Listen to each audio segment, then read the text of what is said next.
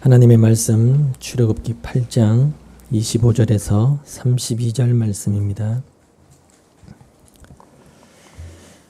제가 봉독해 올리겠습니다. 여러분 눈으로 귀로 같이 읽어주시면 감사하겠습니다. 출애굽기 8장 25절에서 32절 말씀입니다. 그러자 바로가 모세와 아론을 불러들여서 말하였다. 이제 너희는 가되 이 땅 안에서 너희 하나님께 제사를 드려라. 모세가 말하였다. 이집트 사람들은 우리가 주 우리의 하나님께 제사 드리는 것을 부정하게 여기므로 이 땅 안에서는 제사를 드릴 수 없습니다. 우리가 이집트 사람들이 보는 앞에서 그들이 부정하게 여기는 것을 희생 제물로 바치면 그들이 어찌 보고만 있겠습니까? 우리를 돌로 치지 않겠습니까? 우리는 하나님이 우리에게 말씀하신 대로 광야로 사흘 길을 나가서 주 우리의 하나님께 제사를 드려야 합니다. 바로가 대답하였다. 그렇다면 나는 너희를 내보내서 너희가 광야에서 주 너희의 하나님께 제사를 드리게 하겠다. 그러나 너희는 너무 멀리는 나가지 말아라. 그리고 너희는 내가 하는 일도 잘 되도록 기도하여라. 모세가 말하였다. 보십시오. 이제 제가 임금님 앞에서 물러가서 하나님께 기도하겠습니다. 내일이면 파리 때가 바로 임금님과 신하들과 백성들에게서 떠나갈 것입니다. 그러나 바로 임금님이 우리를 속이고 백성을 보내지 않으셔서 우리가 주님께 제사를 드리지 못하게 하는 못하는 일이 다시는 없게 하여 주시기를 바랍니다. 모세가 바로 앞에서 물러나와 주님께 기도하니 주님께서 모세의 기도를 들어주셔서 파리가 바로와 그의 신하들과 백성에게서 모두 떠나서 한 마리도 남아 있지 않게 하셨다. 그러나 이번에도 바로는 고집을 부리고 백성을 보내지 않았다. 아멘. 잠깐 기도하겠습니다. 하나님 아버지, 우리가 하나님 앞에서 얼마나 거짓된 존재인가를 오늘도 이 말씀 앞에서 보게 하여 주시고 그러한 우리를 하나님께서 어떻게 인도하시고 우리에게 행하신 하나님의 그 일이 무엇인가를 깨달아가면서 하나님의 그 은혜에 온전히 붙들림 받는 저희 모두가 되게 하여 주시옵소서. 예수님의 이름으로 기도하옵나이다. 아멘. 하나님께서 애굽에 지금 재앙을 내리신다라는 것은 하나님은 지금 살아계셔서 일하고 계신다라는 그런 의미가 됩니다. 그럼 하나님이 그렇게 애굽에 재앙을 내리시며 일하고 계신데 여러분은 그런 하나님의 일하심을 보시면서 과연 하나님이 지금 행하고 계시는 모든 일들이 여러분이 보실 때 가장 합리적이고 지혜로운 그런 방식이라고 역시 하나님답게 하나님은 일하시는구나 라고 그렇게 여겨지십니까? 하나님이 지금까지 애굽에 내리신 첫 번째, 두 번째, 이 세 번째 재앙을 보시면서 하나님의 일하심이 과연 여러분 생각에 효과적인 방법으로 일하시는 것 같이 보이시느냐는 겁니다. 아닐 겁니다.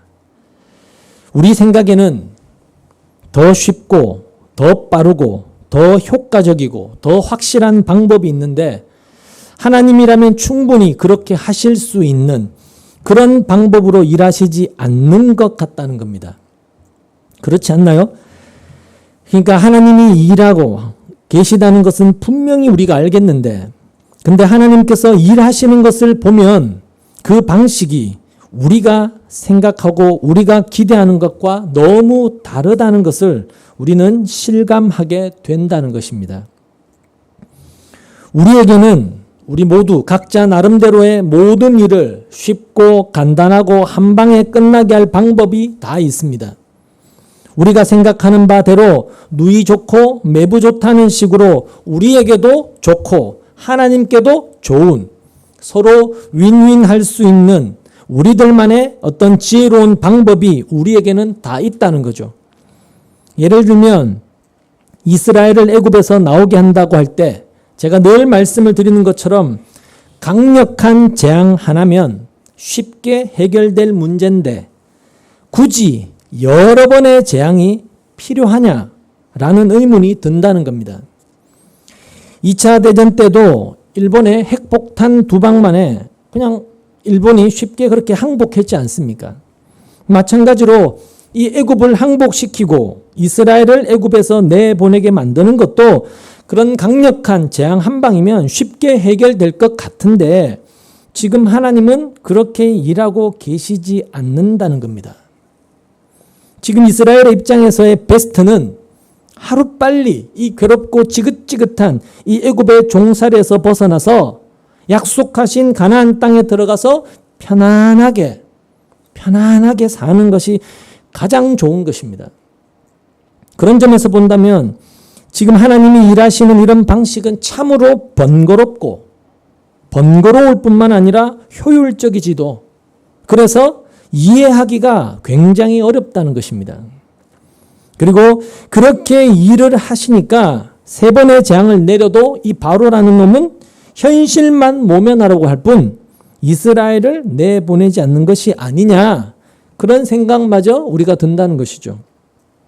제가 이렇게 우리의 생각과 다른 방식으로 일하시는 이 하나님에 대해서 제가 계속 반복해서 말씀을 드리는 까닭은, 여러분 신자로서 하나님은 왜 그렇게 일하시는가, 이걸 아는 것이 굉장히 중요하기 때문입니다. 그건 하나님 마음이겠지, 하나님 주권이겠지, 그렇게 간단하게 생각하고 넘어갈 문제가 아니고, 왜 그렇게 하나님은 번거롭게 일을 하실까?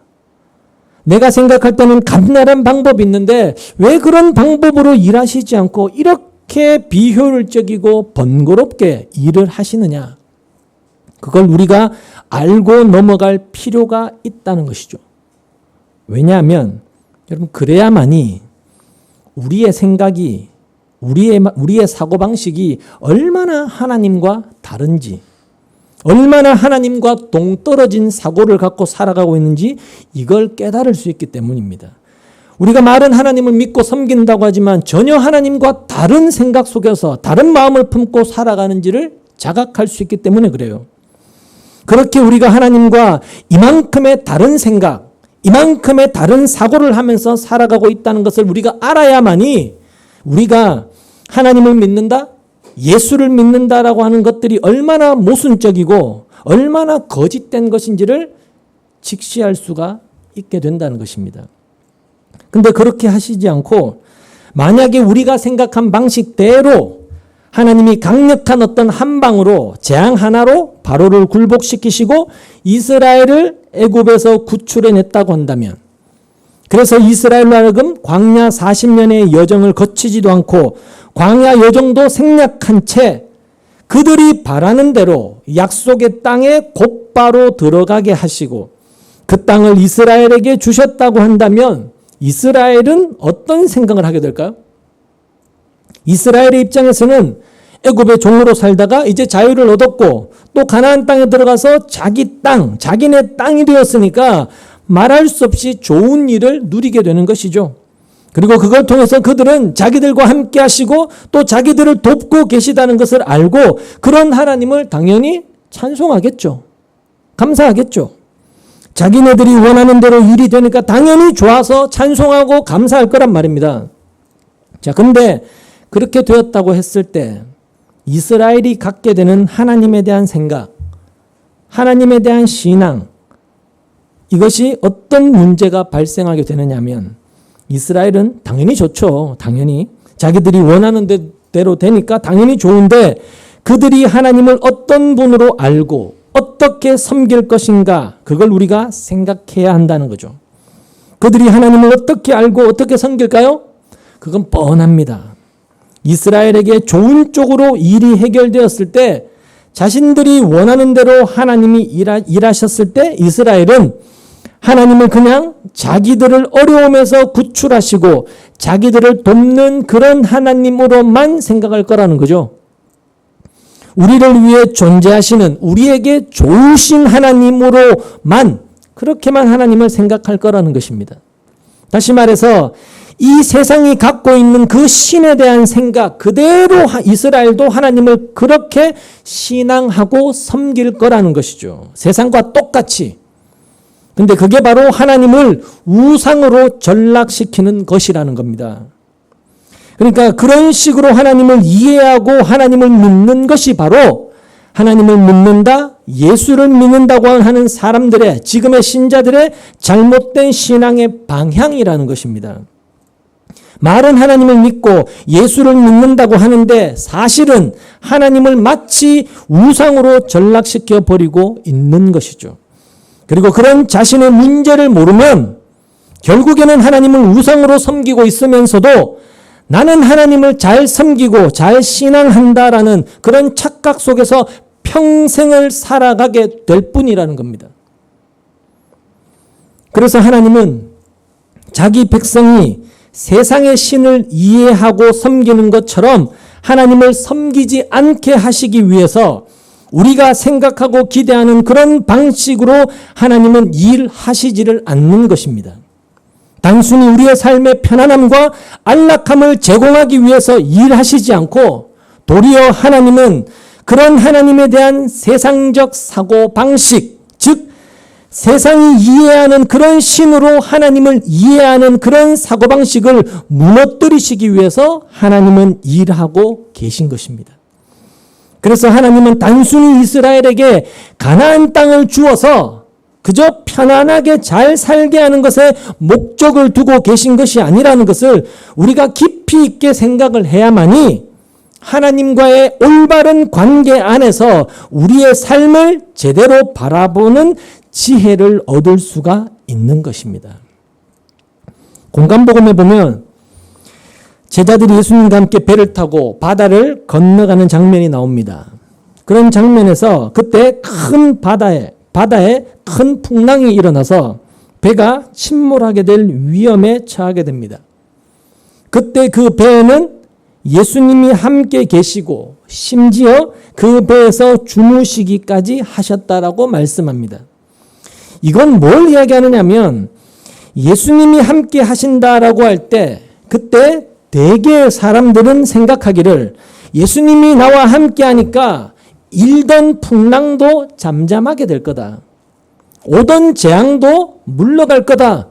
대부분 그렇게 생각을 하는데 그렇지 않고 예수님이 함께하고 계신데도 위기 상황은 일어난다는 것을 보여주는 것입니다. 그런 상황 속에서 참된 믿음을 가진 자가 나타나야 될 증상, 반응이 어떤 것인가를 성경은 이야기하고 있다는 것이죠. 그러니까 우리가 고쳐 먹어야 될 생각이 뭐냐면 예수님이 나와 함께 한다고 하셨으니까 내 인생에는 위기 상황은 없을 것이다. 그런 생각을 고쳐야 된다는 것입니다. 근데 지금 대부분의 기독교인들은 그렇게 생각을 안 하고 예수님이 함께 하시면 위기 상황은 물러갈 거다. 예수님이 나에게 그렇게 일하실 거야. 그렇게 생각을 한다는 것입니다. 그리고 그걸 믿음이라고 여기고 있는데 그건 믿음이 아니라 여러분 세상적 사고일 뿐입니다. 세상 종교가 신에 대하여 갖고 있는 일반적 사고, 성경은 그런 것을 믿음이라고 하지 않고 도리어 그런 것을 우상숭배라고 그렇게 이야기한다는 것입니다. 마찬가지로 이스라엘도 하나님이 애굽을 단칼에 무너뜨려 버리시고 자기들을 구출해서 가나안 땅에 들어가게 하시고 편안하게 살게 했다면 하나님에 대해서 이스라엘은 그렇게 생각할 겁니다.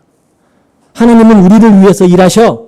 봐라, 애굽을 단칼에 무너뜨리고 우리를 구출하시지 않느냐. 그렇게 여길 거라는 거죠. 그리고 실제로 이스라엘은 지금 하나님을 그렇게 이해하고 있습니다. 하나님은 그런 분, 그렇게 믿고 있는 것이죠. 그래서 모세가 나는 하나님이 보내서 왔다 이렇게 이야기했을 때도 이제 하나님께서 모세를 보냈으니까 당장에 이 모든 고통과 고생이 다 끝나고 자기들이 기대하는 어떤 그런 편안하고 안락한 삶이 시작될 거다. 그렇게 기대를 했죠. 근데 오히려 현실에서의 고통이 더 심해지니까 모세를 원망하고 모세가 전한 하나님 말씀을 듣지 않았던 것입니다. 듣기를 싫어한 것이죠. 자기 생각대로 안 된다고. 물론 하나님이 이스라엘을 애굽에서 인도해 내시는 것은 택한 자기 백성을 구출하기 위해서 하신 일인 것은 맞습니다. 분명하죠. 자기 백성을 구출하시는 거예요. 근데 그런 자기 백성을 애굽에서 구출하시는 것이 단순히 애굽에서 고생하니까 내 백성 고생하지 않게 하기 위해서 구출하시는 것이 아닙니다. 즉 그들의 환경을 바꾸어 주는 것이 목적이 아니고 그들을 사로잡고 있는 그 애굽적 사고 방식, 애굽화되어 버린 그들의 사고, 애굽이 신을 섬기는 그런 세상적 사고 방식에서 자기 백성을 끄집어내겠다, 구출해내겠다라는 것입니다. 분리시키는 것이죠. 거룩한 자기 백성으로, 애굽과는 다른 거룩한 자기 백성으로 구별하시는 것입니다. 그게 하나님의 취지고 그게 출애굽의 목적이란 말입니다.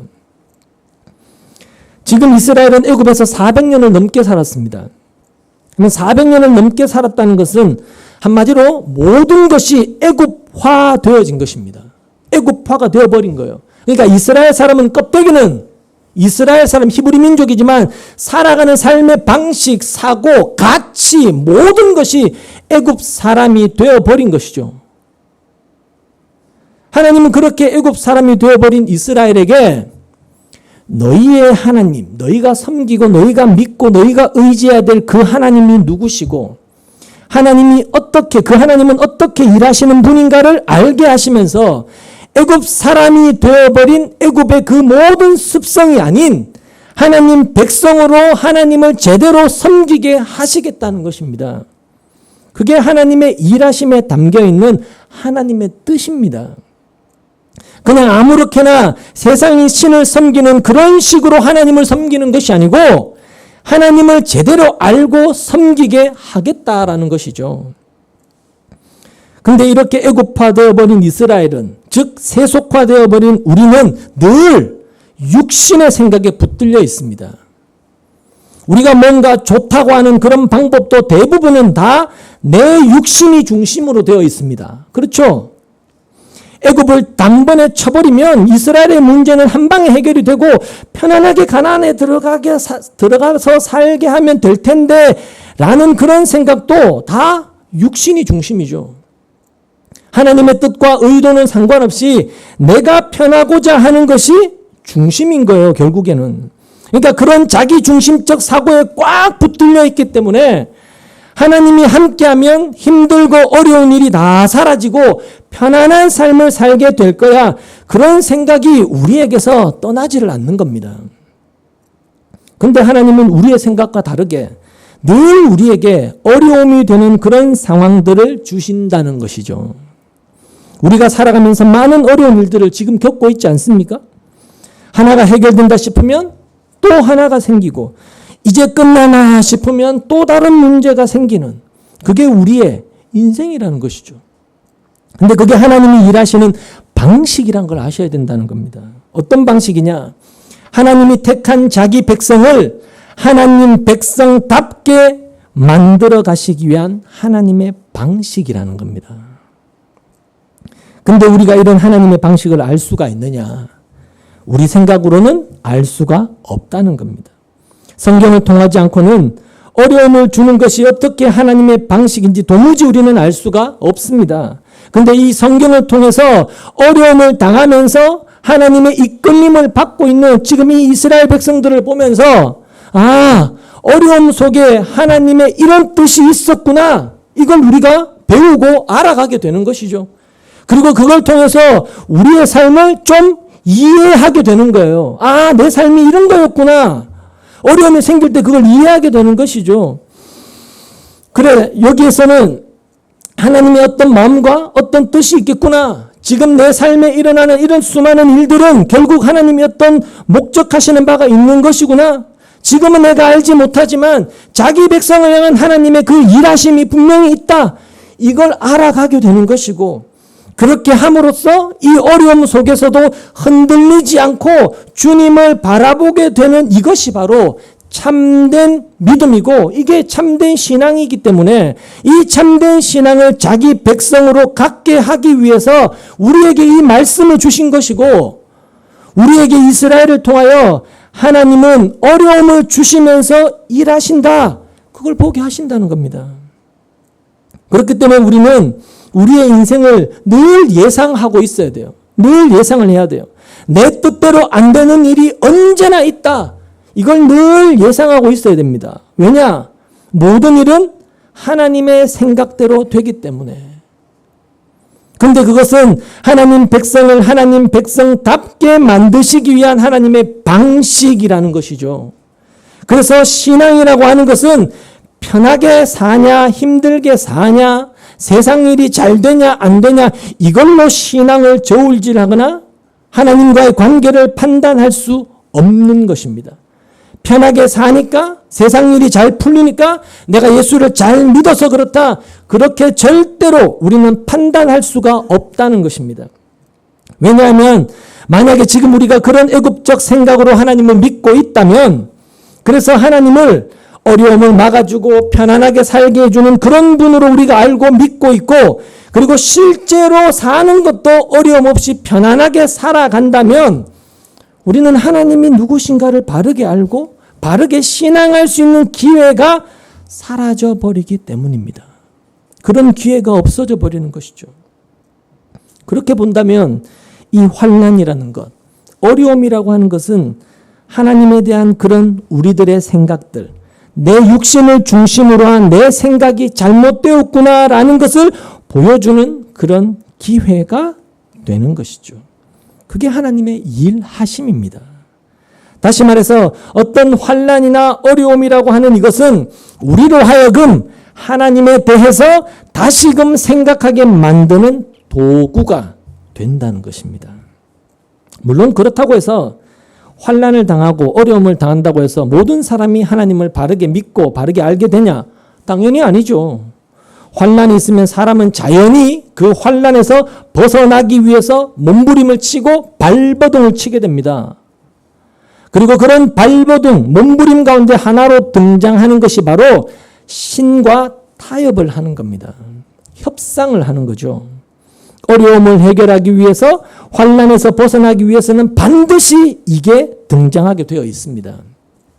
그래서 사람은 어려운 일이 생기면 그 신이, 자기가 믿는 그 신의 대상이 어떤 신이냐라는 것과는 상관없이 그 신이 가진 그 능력을 필요로 해서 반드시 신을 찾습니다.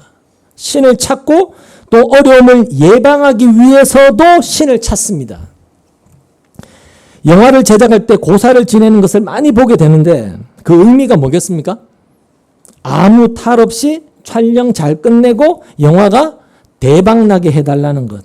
그게 고사 지내는 의미지 않습니까? 제가 군대에 있을 때 우리 부대에 박격포가 새로 들어왔는데 대대장이 전 대대원들을 다 사열시켜놓고 고사를 지내더라고요. 돼지머리 놔두고. 그게 무슨 의미겠습니까? 사고 안 나고 잘 되게 해달라고. 그리고 생계를 위해서 차를 사도 고사를 지내는 걸 가끔씩 볼 수 있는데 그 사람의 마음은 더 하겠죠. 사고도 안 나고 일도 돈도 잘 벌게 해달라는 그런 마음에 사는 거니까. 그리고 기독교인 같으면 여러분은 아닌지 몰라도 차를 사면 감사헌금을 합니다. 새 차를 구입하게 해주셔서 감사합니다 라고 하면서 헌금이라도 하면 하나님이 그런 내 마음을 보시고 사고도 나지 않고 잘 되게 도와주실 것이다. 그런 바람들이 거기에 다 담겨져 있지 않습니까? 그런 마음으로 감사헌금 하라고 배우기도 했고요. 그죠? 근데 그게 결국에는 하나님과 타협하는 것이라는 겁니다. 협상하는 것. 그리고 이런 하나님과 타협하려는 바로의 모습이 바로 오늘 본문 25절 이하에 이렇게 나타나게 되는 것입니다. 25절입니다. 그러자 바로가 모세와 아론을 불러들여서 말하였다. 이제 너희는 가되 이 땅 안에서 너희 하나님께 제사를 드려라. 지금 파리가 온 땅에 날아들어서 애굽 땅이 폐허가 되니까 바로가 더 이상 견디지를 못하고 이제 모세와 아론을 부르게 됩니다. 불러서 하는 말이 너희는 가되 이 땅 안에서 너희 하나님께 제사를 드려라. 이렇게 협상안을 제시합니다. 이게 무슨 말입니까?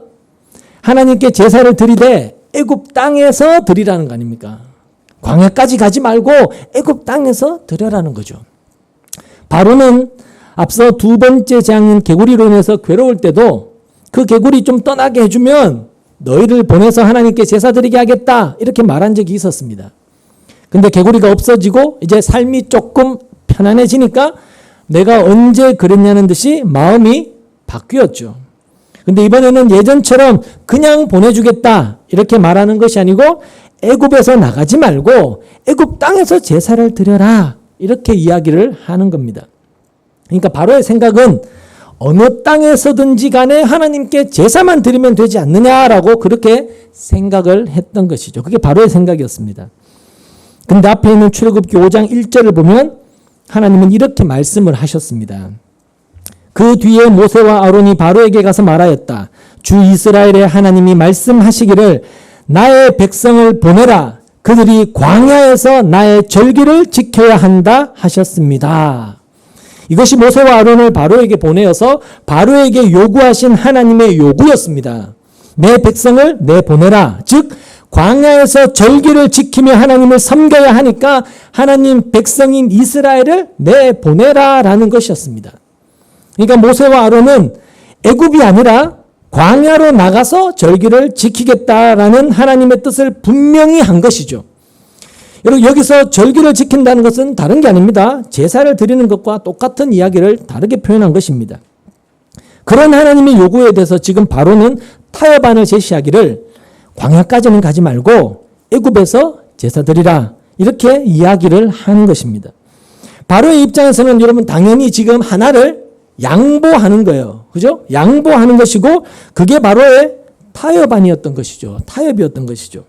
너희의 요구들에 들어줄 다 들어주지는 못하겠지만 내가 하나는 들어줄게. 하나는 들어줄 테니까 제사 드리는 이거는 들어줄 테니까 제발 이 파리떼 좀 없애달라 라는 것이죠. 근데 모세는 바로의 이런 타협안을 받지 않습니다. 26절을 보시면 모세가 말하였다. 이집트 사람들은 우리가 주 우리의 하나님께 제사 드리는 것을 부정하게 여기므로 이 땅 안에서는 제사를 드릴 수가 없습니다. 우리가 이집트 사람들이 보는 앞에서 그들이 부정하게 여기는 것을 희생제물로 바치면 그들이 어찌 보고만 있겠습니까? 우리를 돌로 치지 않겠습니까? 지금 모세의 말은 우리가 애굽 땅에서 제사 드리면 하나님께 제사 드리는 것을 싫어하는 애굽 사람들이 우리를 가만히 놔두겠습니까? 부정하다고 우리를 돌로 칠 겁니다. 이렇게 이야기를 하고 있는 겁니다. 그러면서 그러니 우리는 하나님이 우리에게 말씀하신 대로 광야로 사흘 길을 나가서 우리 하나님께 제사를 드리겠다라고 하면서 그렇게 해주면 원하는 대로 해주겠다. 그렇게 흥정을 하는 겁니다. 그러자 그 모세의 말에 바로가 이렇게 이야기를 하죠. 28절에 보면 바로가 대답하기를 그렇다면 나는 너희를 내보내서 너희가 광야에서 주 너희의 하나님께 제사를 드리게 하겠다. 그러나 너희는 너무 멀리 나가지는 말아라. 그리고 너희는 내가 하는 일도 잘 되도록 날 위해 기도 좀 해라. 이렇게 이야기하는 겁니다. 이렇게 바로는 너무 멀리 가지 말라고 하면서 또 자신이 하는 일도 잘 되도록 자신을 위해 기도해 달라고 요구하죠. 그러니까 바로는 지금 또 한 발짝 뒤로 물러나 주는 겁니다. 타협을 하는 거죠. 애굽 땅에서 하라고 하다가 이제는 멀리 가지 마라. 이렇게 한 발짝 뒤로 물러나게 됩니다.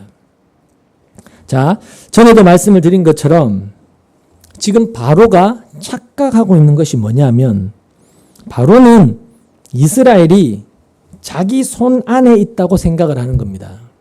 자기가 이스라엘을 내보낼 수도 있고 안 보낼 수도 있는 자기 권한이라고 그렇게 바로는 생각을 하고 있는 겁니다. 그러니까 바로는 지금 뭘 모르고 있느냐면 지금 하나님이 계속해서 내리시는 이 재앙을 계속 그는 겪고 있습니다. 겪고 있고 그런 재앙을 겪고 있으면서도 하나님이 지금 자기를 치고 있다라는 것을 모르고 있고 또 이스라엘도 하나님 손에 있다는 것을 모르고 있습니다. 그러면서 자신의 관심은 오직 뭐밖에 없어요? 현재의 고통에서 벗어나는 것. 그것만이 자기 관심의 전부였습니다. 지금 당면한 이 현실적 문제가 해결되는 것만이 그에게는 유일한 관심사였어요. 하나님이 어떤 분이고 그 하나님이 왜 나에게 지금 관심이 없습니다. 이 현실 문제 극복에만 관심이 있습니다. 그것이 자기 관심의 전부였습니다. 그러니까 바로는 지금 현실을 겪으면서도 하나님의 일하심 가운데서 그걸 친히 경험하고 있으면서도 그 현실을 제대로 보지를 못하고 있는 것입니다. 근데 그게 바로 인간의 문제라는 거예요. 인간의 문제라는 겁니다. 바로는 개구리 재앙이 임하자 모세에게 하나님께 기도해서 개구리가 좀 떠나가게 해달라고 그렇게 부탁을 했었습니다. 그리고 파리 재앙 때도 내가 하는 일이 잘 되도록 날 위해서 기도도 해달라고 그렇게 부탁을 합니다. 근데 그 말은 바로는 지금 자기가 겪고 있는 이 재앙이 하나님께로부터 말미암았다 이걸 알고 있다는 뜻입니다. 그러니까 하나님께 기도해서 개구리도 물러가고 파리도 물러가고 자기도 잘 되게 해달라고 이렇게 부탁을 하고 있는 것 아닙니까? 그럼 그 재앙이 하나님으로 말미암았다라는 것을 바로가 안다면 이스라엘도 자기 소관이 아니라는 것을 그는 눈치를 챘어야 됩니다. 그렇지 않습니까? 내가 지금 붙들고 있다고 해서 이스라엘이 못 나가는 것이 아니라는 것을 그는 알았어야 되죠. 그렇지 않습니까? 하나님이 하고자 하신다면 이스라엘을 얼마든지 애굽에서 데리고 나가실 수가 있다. 이걸 바로가 알았어야 되잖아요. 근데 재앙이 하나님으로부터 말미암았다 이걸 알면서도 여전히 이스라엘은 내가 붙들고 있다라는 그 생각에서 빠져나오지를 못하고 있기 때문에 보내줄 테니까 파리떼를 없애달라라며 이렇게 지금 타협을 하고 있는 것입니다. 이런 바로의 타협, 이 모습이 오늘날 신자들에게서 어떻게 드러나고 있느냐 이걸 우리가 볼 수 있어야 된다는 거죠. 여러분도 아시겠지만 대개의 신자들은 생각지 않는 어려움이 있을 때 하나님 이 문제 해결해 주시면 제가 이렇게 하겠습니다. 기도 생활도 잘하고 교회도 잘 다니고 신앙생활도 잘하겠습니다.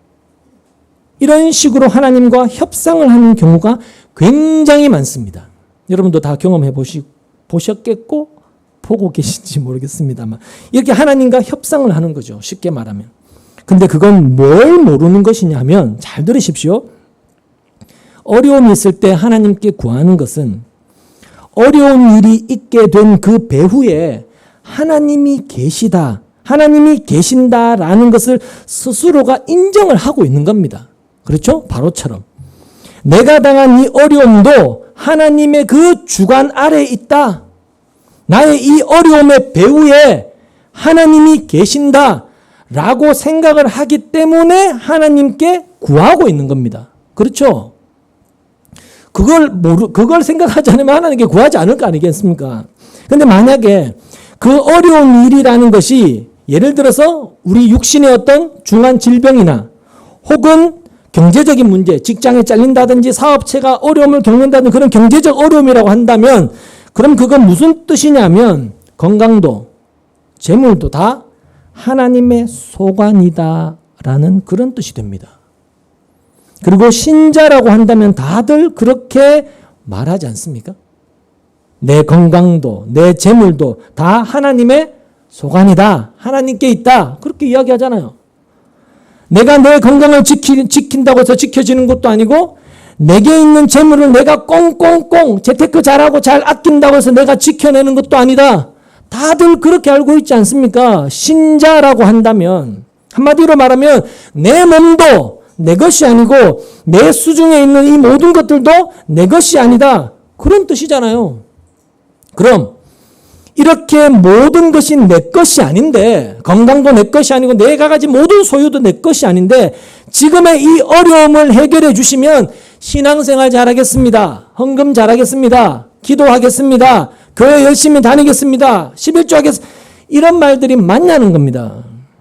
신앙생활 잘하겠습니다라는 그 말은 헌금생활 잘하겠습니다라는 그 말은 내 몸을 가지고 내 소유를 가지고 내 것으로 여기고 그래서 내가 이렇게 열심히 해보겠습니다. 그런 뜻이지 않습니까? 근데 내 몸이 내 것이 아닌데 내 소유가 내 것이 아닌데 내 몸을 가지고 내 소유를 가지고 내가 이렇게 해보겠습니다. 이렇게 해드리겠습니다. 이런 말이 나올 수가 없다는 것이죠. 앞뒤가 안 맞는 이야기라는 거예요. 그러니까 이건 뭘 이야기하느냐 하면 결국 내 삶의 배후에 하나님이 계시다는 것을 나는 믿습니다. 이렇게 말해놓고도 내게 있는 것은 내 것이다. 이런 사고방식에서 벗어나지를 못하고 있는 것입니다.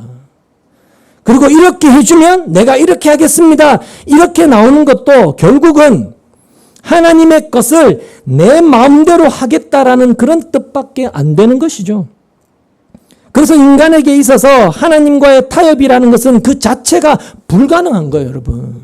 내게 없는데 뭔 내 걸 가지고 하나님께 타협을 한단 말입니까? 이렇게 해주시면 내가 이렇게 하겠습니다. 이 문제만 해결해 주시면, 이 시험만 붙여주시면 내가 하나님 앞에 이렇게 살게, 이게 불가능하단 말입니다. 말이 안 된다는 것이죠.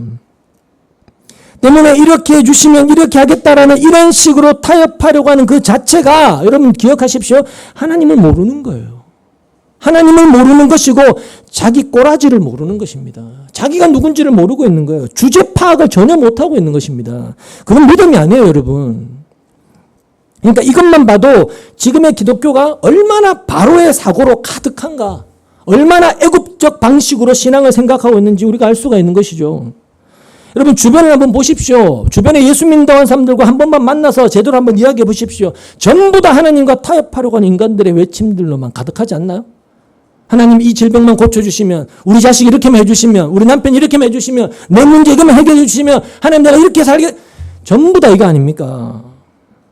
여러분 기독교만이 아니고 종교라는 게 다 그렇습니다. 신을 찾아가서 타협하는 것, 이게 인간이 고안해낸 모든 종교의 세계의 특징인 거예요, 여러분.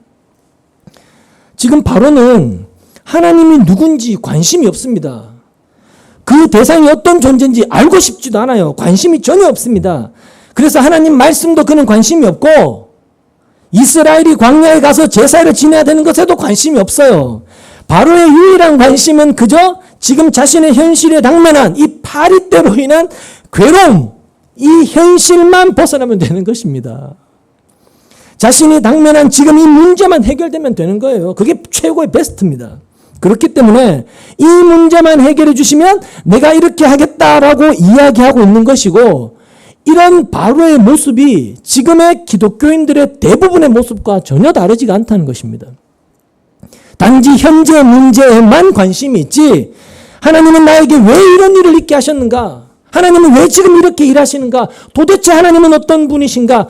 그걸 알고 싶은 의도는 처음부터 없는 거죠. 그저 그 대상을 통해서 내가 원하는 걸 얻어내는 것을 신앙이라고만 생각해 버리니까 그분에 대한 관심이 없는 것이죠. 근데 그건 죄송하지만 신앙이 아니라는 겁니다. 평생 그렇게 예수 믿어도 천국 갈 수 없습니다, 여러분. 그러니 그런 식으로 타협하고 맹세를 해도 결국 문제가 해결되면 어떻게 되던가요? 내가 언제 그랬냐는 듯이 곧 잊어버리죠. 누구처럼? 바로처럼요. 남 이야기할 게 아니잖아요. 예전에 어떤 분이 자기가 하나님과 어떤 약속을 했는데 그걸 꼭 지켜야 되는지, 지키지 않으면 벌 받는지 이걸 물어본 적이 있었습니다. 그래서 어떤 상황에서 무슨 약속했느냐고 물어보니까 교회에서 부흥회 했는데 강사가 하나님의 거룩한 성전을 건축하는데 헌금하면 복 주신다, 이렇게 설교를 한 겁니다.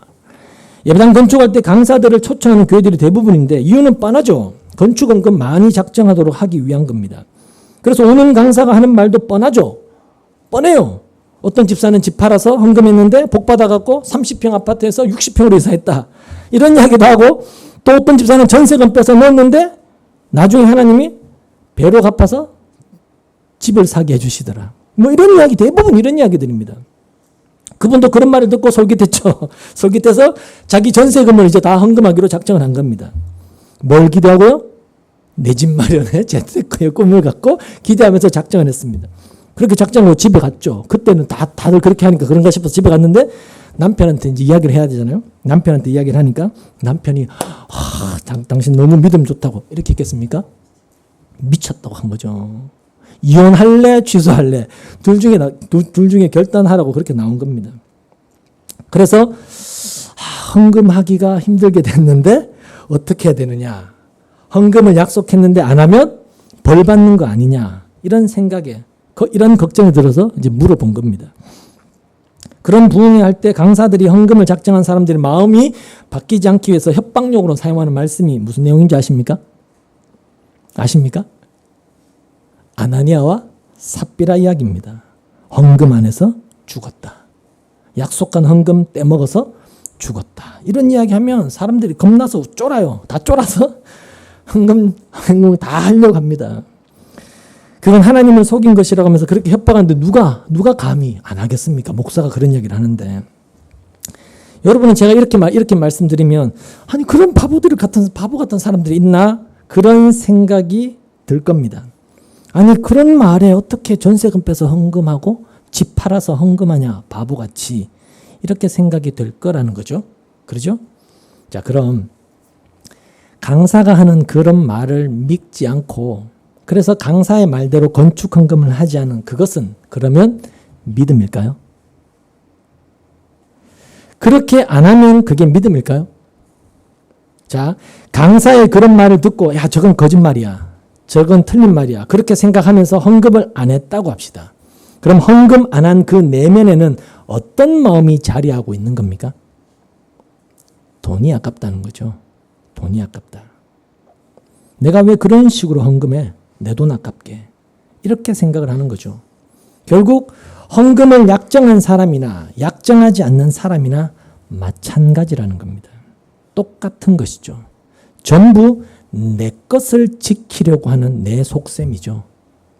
하든 안 하든 그 의도는 동일하다는 것입니다. 그래서 제가 그분께 한 말이 그걸 묻는 이유가 혹시 헌금 안 해도 된다는 그런 말을 듣고 안심하고 싶어서 묻는 거 아닙니까? 제가 콕 찍어서 그렇게 이야기를 했습니다. 만약에 제가 그분에게 그런 헌금을 할 필요가 없어요. 이렇게만 이야기하고 끝났다면 그분은 자신의 문제가 뭔지도 모른 채 그저 안심하고 헌금 안 하는 것이 전부였을 겁니다. 헌금 안 해도 되는구나. 이렇게 안심만 하는 거죠. 근데 그거는 복음이 아니라는 거죠. 그리고 헌금 안 해도 된다라는 그런 소리를 듣고 싶어서 그런 거 아니냐라는 그 말은 결국 돈 때문 아닙니까? 라는 그런 뜻입니다. 돈 아까워갖고 그래서 묻는 거 아닙니까? 그런 뜻이었습니다. 하지만 저는 그런 뜻으로만 이야기한 게 아니라 하나님은 헌금을 하고 안 하고 그걸 보시는 것이 아니고 하나님의 은혜로 사는가 이걸 보십니다. 그걸 이야기한 겁니다. 당신은 정말로 하나님 은혜로 살아가고 있으십니까? 그걸 물어본 거죠. 당신이 가지고 소유한 것으로 살아가느냐 아니면 하나님의 은혜로 살아가느냐 그걸 저는 진짜로 물어본 겁니다. 왜냐하면 하나님의 은혜로 사는 삶에는 신앙의 타협이라는 것이 있을 수가 없기 때문에 그렇습니다. 내가 은혜 안에 있다는 걸 아는데 하나님과 내가 무슨 놈의 타협이 필요하겠습니까? 하나님 이거 주시면 내가 이거 할게요. 이런 소리가 왜 필요하겠습니까? 내가 은혜 안에 있을 때는 아무런 필요가 없죠. 여러분 이렇게 해주시면 내가 이렇게 하겠습니다. 이게 무슨 뜻이냐면 이거 아닙니까? 지금 현재는 내 마음에 들지 않는다라는 그런 뜻 아닙니까? 그렇죠? 그래서 이렇게 해달라라는 그런 말이 나오는 거 아닙니까? 지금의 상황은 내 마음에 안 드니까 좀 이렇게 고쳐주십시오 라는 현실에 대한 불만에서 그런 말이 나오는 거 아닙니까? 그래서 내가 원하는 그런 현실로 바꿔주면 내가 하나님께 이렇게 하겠습니다. 이렇게 나오는 것이죠. 그게 바로 하나님이 나에게 행하신 일을 나는 선으로 받지 않겠습니다. 나는 하나님을 선한 분으로 인정하지 않겠습니다. 하나님은 내가 원하는 건 나에게 주시지 않는 악한 분이십니다. 그게 나는 불만입니다. 라는 그런 의미가 되는 거예요. 하나님을 믿지 않는 거죠. 근데 사람들이 이걸 도대체 생각하지를 못하는 겁니다. 그렇기 때문에 하나님께 내가 하나를 양보함으로써 내가 원하는 걸 받아내려고 하는 이런 협상하는 이런 식의 왜곡된 신앙 행태들이 자꾸만 튀어나오는 거예요. 여러분 지금 교회에는 이런 일들이 비일비재하다는 거 우리가 부인할 수가 없지 않습니까? 그래서 저는 죄송하지만 목사가 진짜 나쁘다고 생각하는 이유가 여기 있습니다. 왜냐하면 자꾸만 교인들을 전부 다 이 바로처럼 만들고 자꾸 바리새인처럼 만들고 있기 때문에 그래요. 자기가 뭔가 했는 거 그것으로 인해서 자랑질 하든지 내가 못하는 것 때문에 위축이 된다든지 상대적 우월감과 상대적 열등감 그걸 자꾸만 교회가 조성을 한다는 거죠. 그리고 소위 교회를 개혁해서 건전한 교회를 만들려고 하는 사람들이 잘못됐다는 것도 바로 이런 이유 때문입니다. 자꾸 뭘 하고 안 하고에 자꾸만 중점을 두면서 기존의 교회들이 이야기하는 것처럼 뭐 헌금하면 복 받는다 이런 말 하지 않으면 그게 마치 건전한 교회가 되는 것 같고 11조 강조하지 않으면 좋은 교회가 되는 것 같은 그런 생각이 잘못이라는 거죠. 하나님께서 우리에게 지금 뭘 원하고 계시고 그래서 우리를 어떤 자기 백성으로 만들어 가고 계시는가, 이런 하나님의 뜻, 하나님의 의도는 별로 관심이 없고 자꾸 그냥 교회를 뭔가 만들어 보려고 하는 그런 의도에 자꾸 빠져 있는 거예요. 그러니까 둘 다 똑같다는 거예요. 둘 다. 하나님은 광야로 가서 제사를 드리라고 하고, 바로는 지금 처음에는 애굽 땅에서 제사를 드리라고 타협안을 제시하지만 모세는 그럴 수 없다고 단호하게 거절함으로써 결국은 나가도록 허락은 했지만 그래도 멀리 가지는 말라고 이렇게 다시금 타협안을 제시하게 됩니다. 자, 그러면 여러분, 애굽에서 제사를 드리는 것과 광야에 나가서 제사를 드리는 것하고 뭔 차이가 있을까요? 사실 제사 드리는 것이 장소가 문제될 것은 없습니다. 모세 입장에서야 애굽 사람이 우리를 돌로 치지 않겠습니까? 라는 이런 염려 때문에 나가겠다고 말은 했지만 그게 핑계인지 아니면 실제로 돌 맞아 죽을 걸 염려해서 나가겠다고 한 것인지는 모르겠습니다만, 근데 만약에 실제로 모세가 애굽 사람에게 돌 맞을 것을 염려해서 우리 나가겠습니다 이렇게 말한 거라면 모세는 아직까지도 광야로 가서 제사하라는 하나님의 의도를 모르고 있는 겁니다. 그럼 광야에서 제사를 지내는 것과 애굽에서 제사 지내는 것과의 차이가 뭐냐? 분명한 차이가 있습니다. 물론 장소의 차이는 없다고 했습니다. 그때는 아직 성막이 없었으니까 뭐 성막에서 제사 지내라 이런 규정도 없었습니다. 그러니까 어디에서 제사를 지내도 문제될 것은 아무것도 없어요. 그럼에도 불구하고 하나님이 광야에서 제사하라고 하시는 그 뜻에는 분명한 이유와 목적이 있습니다. 자, 보십시오. 애굽 사람도 신에게 제사를 지냅니다. 자기들이 믿고 의지하고 섬기는 신에게 당연히 제사를 지내죠. 그래서 애굽에도 제사장이 있고 제사를 드립니다. 자, 그러면 애굽 사람들이 제사를 지내는 목적은 뭐죠? 애굽 사람들이 제사를 지내는 목적이 뭡니까? 목적은 당연히 자기의 축복을 위해서 자기 신께 제사를 드리는 겁니다. 그죠? 지 축복을 위해서, 자기 잘 되기 위해서 신께 제사를 지내는 거죠. 그러면 하나님이 세우신 제사의 목적, 하나님이 드리라고 하는 제사의 의미는 뭘까요? 당연히 일단은 애굽 방식의 제사와는 다른 제사입니다. 그런 제사가 아닙니다. 즉, 내 축복을 위해서, 자기 축복을 위해서 제사해라, 이건 아니라는 겁니다. 이것부터가 하나님이 세운 제사와 애굽의 제사가 달라요. 다릅니다. 그러니까 이스라엘이 드려야 될, 하나님께 드려야 될 제사와 애굽이 자기 신들에게 드리는 제사는 완전히 다릅니다. 그래서 애굽에서 나와서 광야에서 제사해라라는 그 말은 너희가 드릴 제사는 애굽이 드리는 제사와 다르다라는 이 구별의 의미를 포함하고 있는 것입니다. 똑같은 제사가 아니다라는 그런 이야기인 것이죠.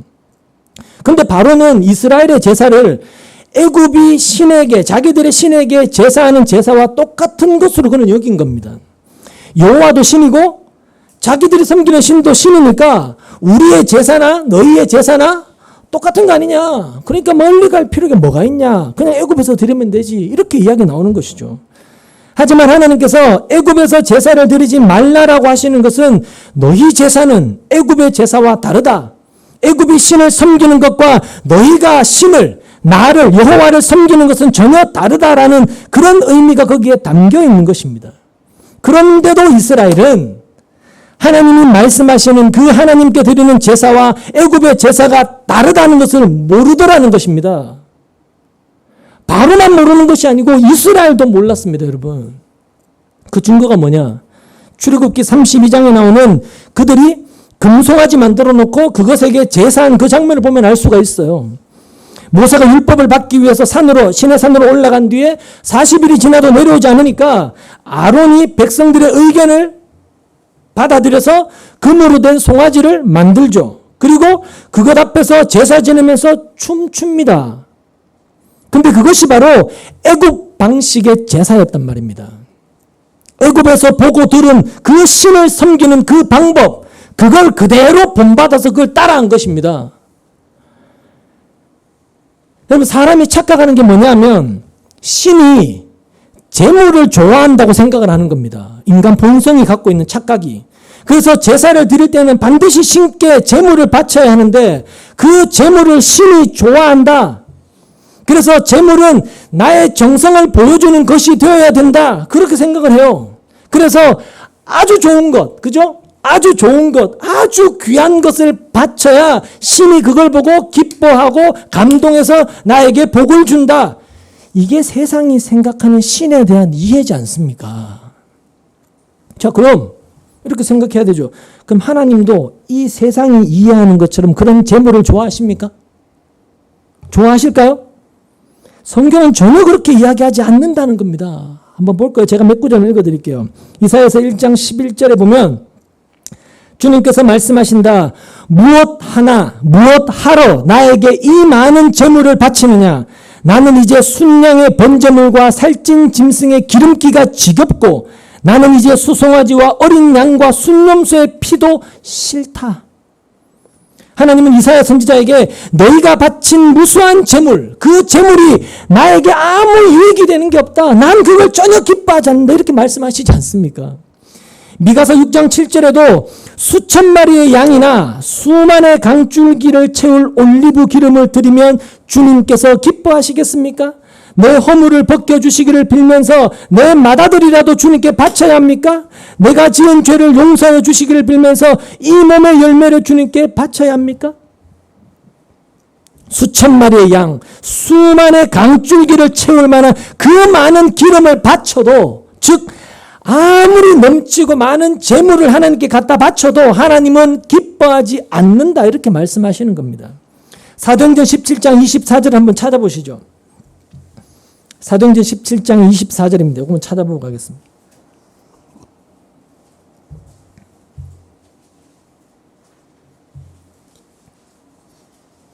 사도행전 17장 24절 25절 두 절 같이 읽습니다. 시작.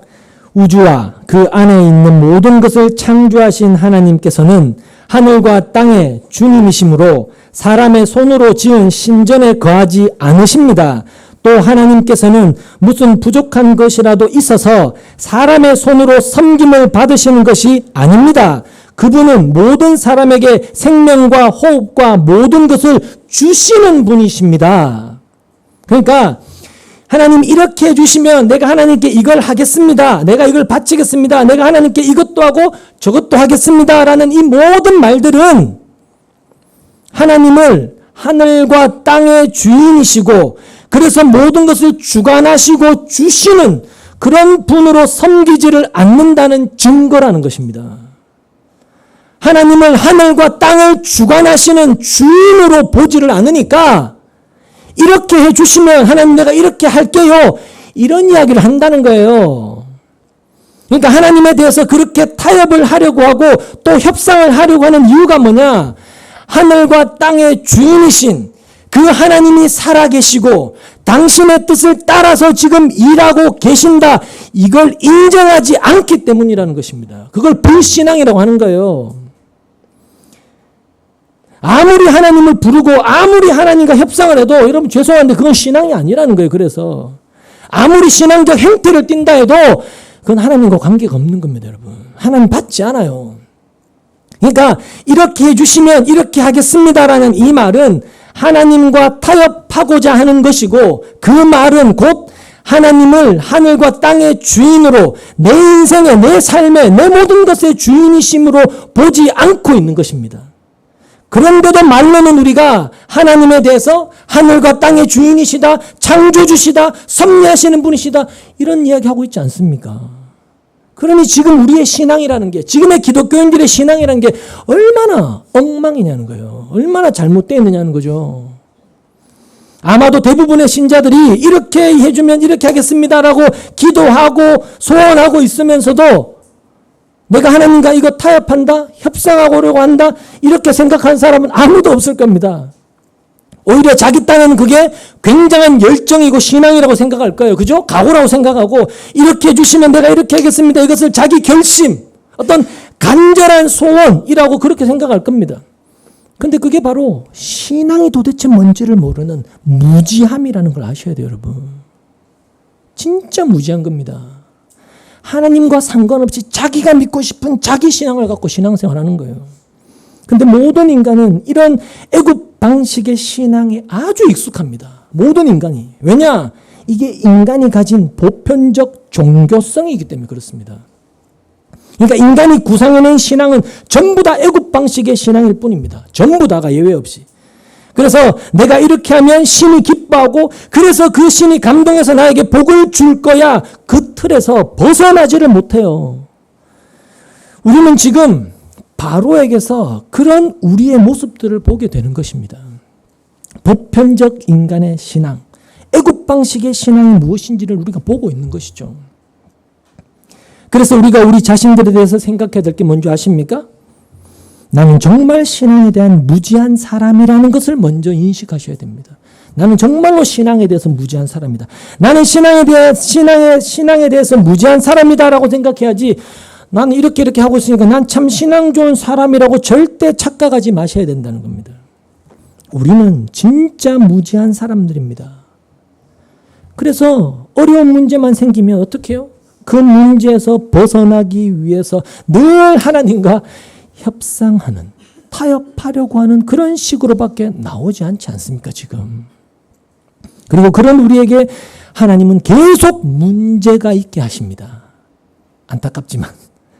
잘못해서 벌 주는 그런 차원이 아닙니다. 그런 차원이 아니라 문제가 있게 함으로써 내가 누군가를 자꾸 알게 하시고 내가 누군지를 알게 하시고 그 하나님이 나에게 뭘 원하시는지를 알게 하시겠다는 거예요. 그래서 신자에게는 역설적으로 문제가 없는 것보다 문제가 있는 것이 유익이고 복인 것입니다. 복. 왜냐? 문제가 있을 때 그 문제를 통해서 내가 어떤 사람인지 나 자신을 직시하게 되는 것이고 이런 나에게 하나님은 어떤 분이신가? 라는 것을 다시금 생각할 수 있는 기회가 되기 때문에 그래요. 물론 믿음 안에 있지 않는 바로처럼 우리도 늘 내 문제가 해결되는 것에만 집중될 수밖에 없겠지만 정말 우리가 믿음 안에 있다면 우리가 정말로 하나님 백성이라면 하나님은 왜 이렇게 일하시는가라며 그 하나님의 의도를 알기 위한 거기에 내 모든 관심과 초점이 향할 수밖에 없습니다. 그렇게 되도록 되어 있다는 것입니다. 그럼 하나님이 이스라엘에게 제사를 드리러 가신 이유는 뭘까요? 애굽의 제사와 구별하는 것이 하나님께 드려야 할 이스라엘의 제사의 목적이었다면 왜 하나님은 이스라엘로 하여금 제사를 지내라고 하시는 걸까요? 하나님이 자기 백성에게 제사를 요구하신 이유는 제물의 희생을 통해서 죄 있는 너희는 무엇으로 사느냐 이걸 알게 하시기 위해서입니다. 그러니까 제물의 희생 덕분에 너희가 산다 이걸 알라는 거예요. 그러니까 하나님의 은혜가 다른 말로 너희의 죄를 덮고 있는 이 제물의 피 흘림의 희생이 너희를 지금 살게 하고 있다. 이걸 알라는 것이고 이걸 아는 것이 진짜 하나님 백성다움이라는 것입니다. 그게 하나님 백성이라는 거예요. 그걸 가르치시려고 하시는 거예요. 자기 백성에게. 만약에 하나님이 아까 말씀드린 것처럼 이스라엘을 편안하게 애굽에서 인도해내서 약속의 땅에도 편안하게 들어가게 하셨다면 이스라엘은 자기들이 무엇으로 사는 존재인지 이걸 생각할 기회가 없어져 버리게 되죠. 그런데 하나님은 그걸 원하지 않는단 말입니다. 자기 백성에게. 반드시 자기 백성으로 하여금 너희는 무엇으로 사는가 이걸 알게 하시겠다는 것이죠. 이렇게 하나님께서 이스라엘에게 가르치고자 하시는 것은 너희는 제물의 희생 덕분에 산다라는 것을 이 제사를 통해서 보이시는 것이고 그런 이유 때문에 애굽이 아니라 광야에 나가서 제사를 드리라고 요구하신 것이고 그런 요구 속에는 너희는 애굽과 다르다라는 의도도 그 거룩의 의도도 거기에 담겨 있는 것입니다. 그리고 그 희생이 오늘 우리에게는 그리스도의 십자가죠. 그 제물의 희생은 곧 십자가에 달리신 예수님을 상징했던 것 아닙니까? 그리고 예수님의 희생은 우리가 알다시피 무조건적 희생이었지 너희가 이렇게 하면 내가 너희에게 이렇게 해줄게 라는 조건적 희생이 아니었지 않습니까? 우리가 잘하는지 못하는지 이걸 따져서 내 백성 될 만한지 안 한지 따져서 희생하신 것이 아니고 죄인 되었을 때, 우리가 시체였을 때, 우리가 죽어 있었을 때 희생하신 것입니다. 그래서 예수 안에서는 이렇게 해주면 내가 이렇게 하겠습니다라는 이런 신앙적 어떤 타협이나 네가 이렇게 해야만 내가 이렇게 해주겠다라는 어떤 신앙적 조건이 없어요. 없기 때문에 우리가 어떤 형편에 처해 있다 할지라도 그 배후에는 하나님이 계시고, 그렇다면 우리의 모든 현재는 바로 이 하나님의 은총 안에 들어있는 것입니다. 내가 어려움을 당하니까 죄를 지어서 벌 받는 것인가, 그런 것이 절대로 아니라 하나님 은총 안에 있는 것이라는 거죠. 근데 왜 문제 생기냐? 하나님 은총 안에 있는데 왜 우리 인생에 문제가 생기냐? 그 문제를 통해서 네가 살아가는 것은 네 힘이 아니라 하나님의 은혜로, 하나님의 은총으로 말미암은 것이다. 이걸 좀 듣고 배우고 깨달아서 그것이 네 속에 믿음으로 좀 견고하게 자리 잡도록 하라는 것이죠. 그게 하나님 백성이니까. 때문에 우리의 모든 이 현재는 하나님 은총 안에 들어있는 것입니다.